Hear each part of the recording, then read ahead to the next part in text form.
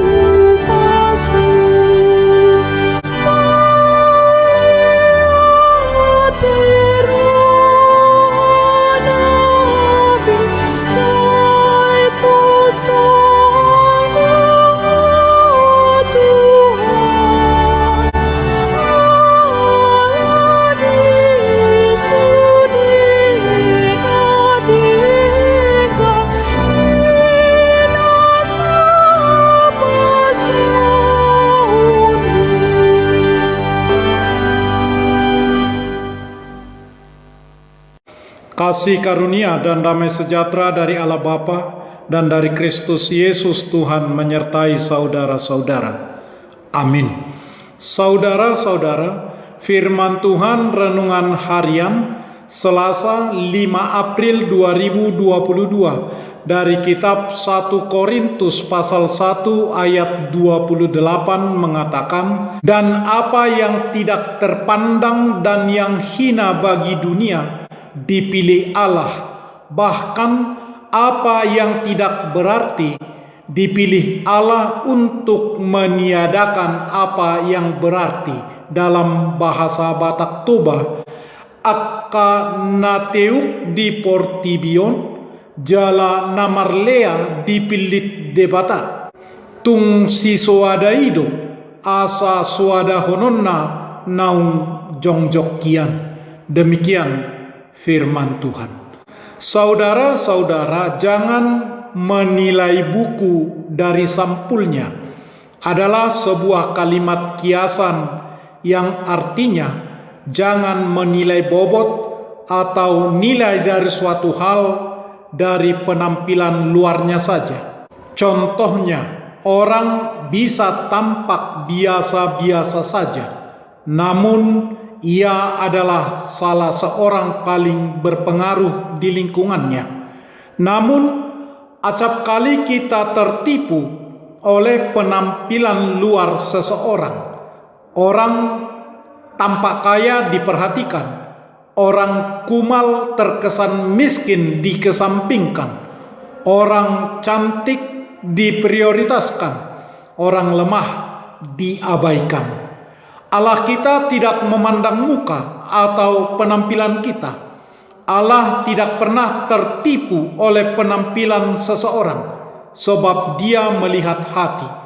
Tuhan juga memilih orang yang tidak terpandang, dianggap hina, yang tidak berarti bagi dunia untuk meniadakan apa yang berarti. Demikian kata Paulus. Secara duniawi, setiap orang tidak menyukai orang yang lemah dan bodoh. Dunia sering sekali berada di bawah kendali orang-orang kuat.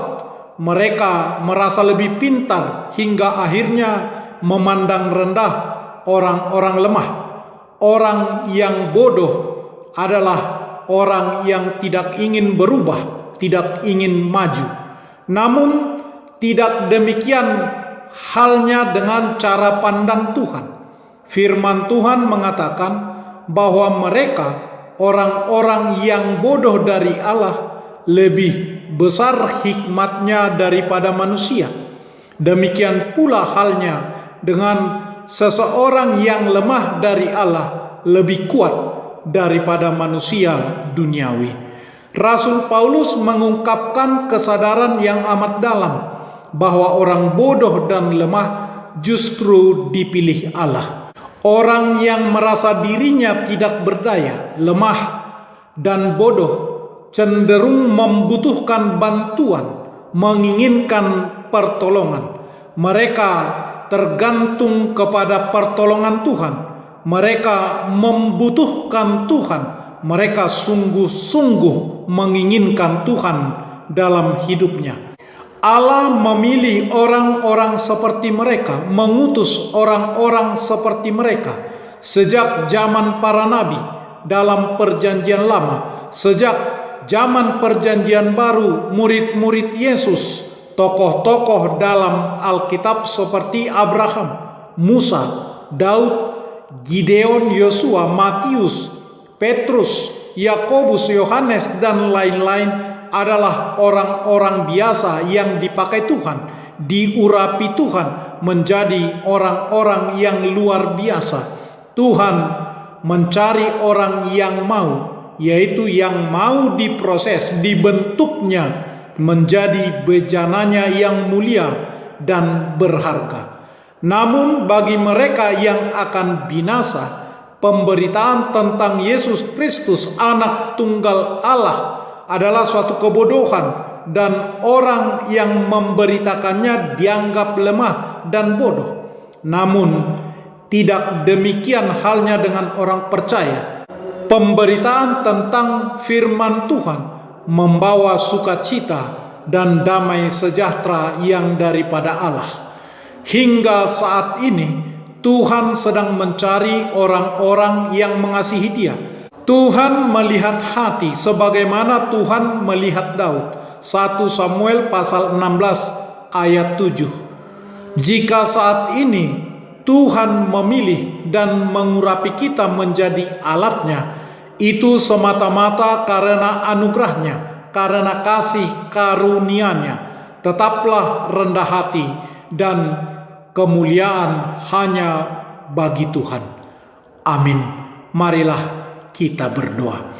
Ya Tuhan Allah Bapa kami berterima kasih karena Tuhan memilih kami dan memakai kami yang tidak terpandang dan yang hina menurut ukuran dunia. Bahkan apa yang tidak berarti bagi dunia, Tuhan pilih untuk meniadakan apa yang berarti menurut dunia, tujuan untuk kemuliaan nama-Mu dan terwujudnya rencana-Mu. Pakailah kami untuk mewujudkan rencana-Mu karena kasih-Mu dalam Yesus Kristus Tuhan kami. Amin. Marilah kita menyanyikan buku nyanyian HKBP dari nomor 786 ayat 1.